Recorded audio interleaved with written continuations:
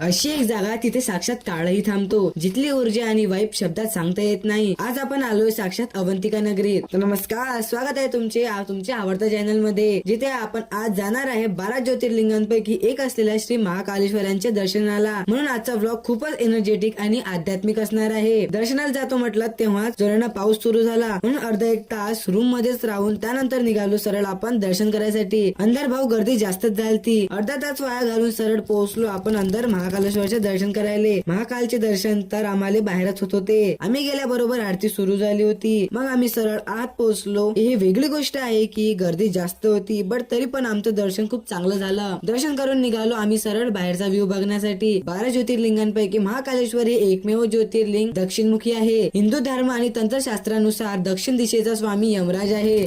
महाकाल हे काळाचेही काळ आहेत. त्यानंतर दर्शन करून सरळ आलो रूमवर. संध्याकाळी तर जाणार आहे आपण कॉरिडॉर पाहण्यासाठी. तो